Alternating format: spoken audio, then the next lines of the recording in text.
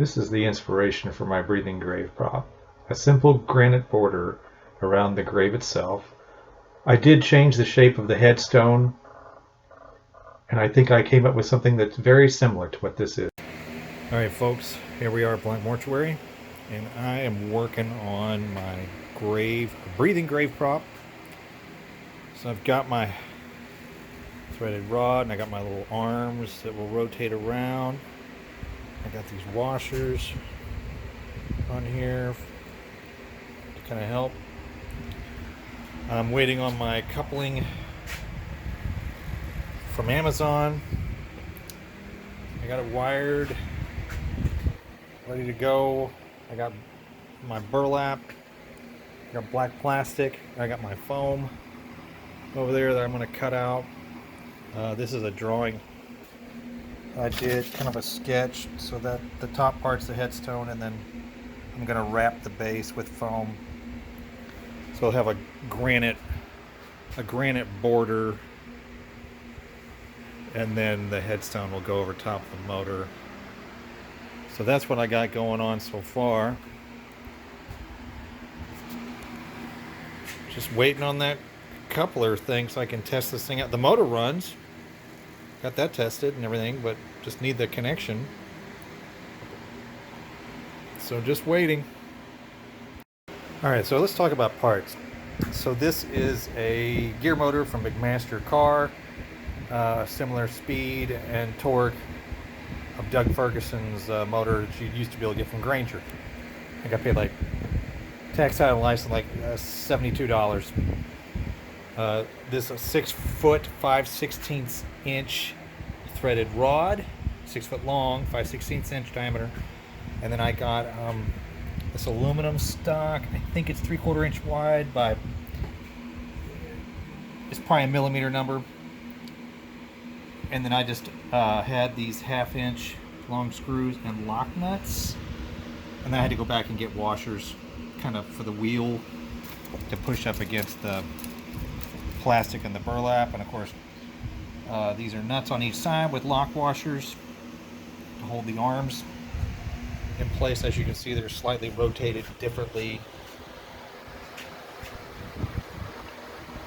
So that's that piece. This is the wood is just a sheet of plywood, 2 foot by 6 foot, and then the rest of this wood is somebody's throwing out a whole bunch of crate material, so I picked all that up. So that's what the frame is made out of, and then I'm gonna make foam, use foam to put around it. So that is kind of the build list for this particular project so far. Alright folks, I got my coupler fitting from Amazon, my rod hooked up to the shaft on the motor, and now it is rotating the arms that will make the ground breathe. So that's definitely cool.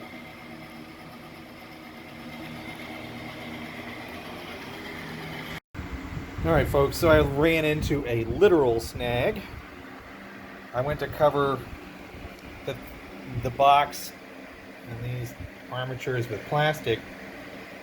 So what was happening is when this would get to its position, then the plastic would catch on these sharp edges and then hung up and basically wrap the plastic around the rods. I'm like, okay, that's not going to work.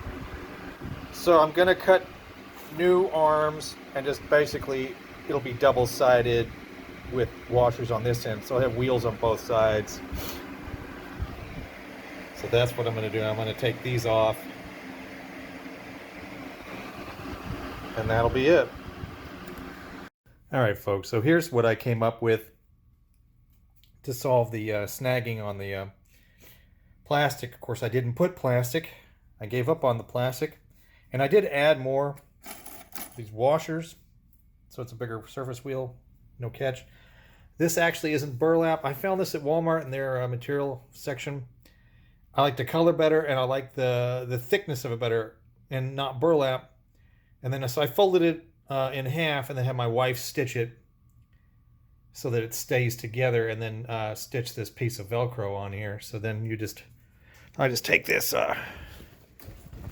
back, and of course I have a piece of Velcro, the other piece of Velcro right here, and it just stretches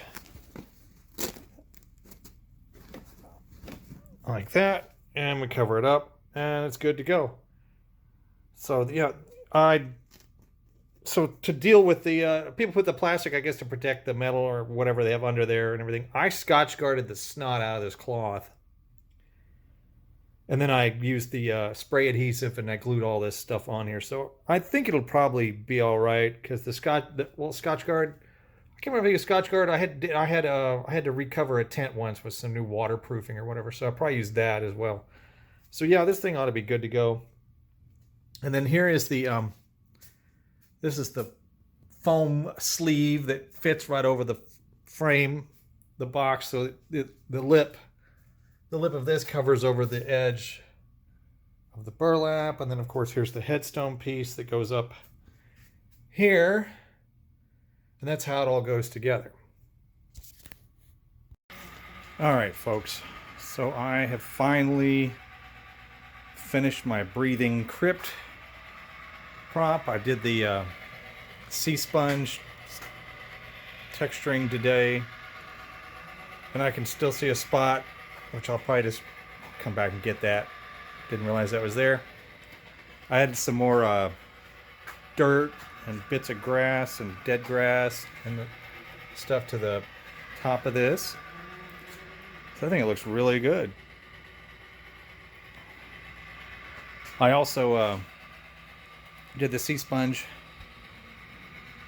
texturing on this stone here with Leering Larry on it.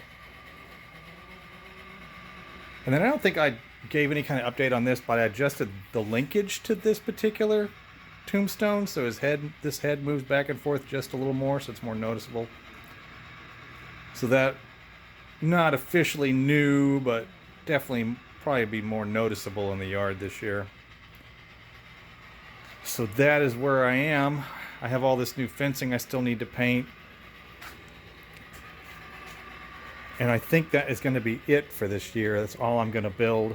I think that's all I'm going to have time for, because I've had some other things come up that kind of interrupted my process this year. So